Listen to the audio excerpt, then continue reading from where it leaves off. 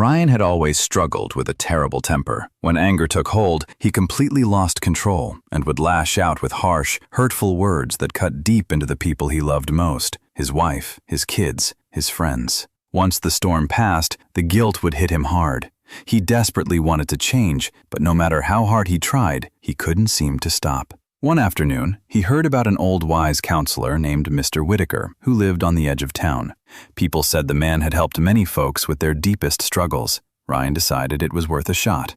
He drove over and poured out his problem. "I can't control my anger," he admitted. "I say things I don't mean, and I end up hurting everyone around me." Mr. Whitaker listened quietly, then gave a simple instruction. "Next time you feel that rage building, go straight into the woods behind your house and hammer a big nail into the old oak tree by the stream." Ryan frowned. "That's it? How is that supposed to help?" The old man just smiled. "Try it, you'll see." So Ryan gave it a go.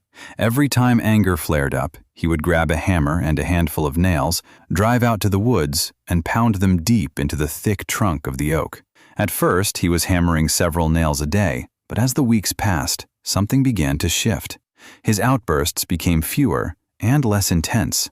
Eventually, he stopped needing to go to the tree at all. Months later, Ryan returned to Mr. Whitaker looking calmer and lighter. "Your advice actually worked," he said with a grateful smile. "I don't lose my temper like I used to." The old man nodded warmly. "Good. Now take me to that oak tree." When they reached the woods, Ryan was stunned. The once smooth trunk was covered with dozens of rusty nail heads. Mr. Whitaker handed him the hammer and said gently, "Now pull every single nail out." It took Ryan a long time and real effort, but finally the last nail came free.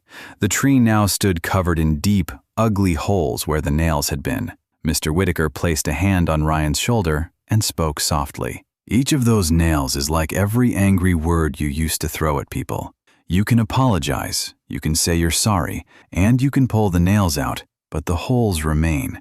The wounds you leave in someone's heart don't disappear just because you regret what you said." Ryan stood there staring at the scarred tree, tears welling in his eyes. For the first time, he truly understood the lasting damage his anger had caused. From that day on, he became incredibly careful with his words.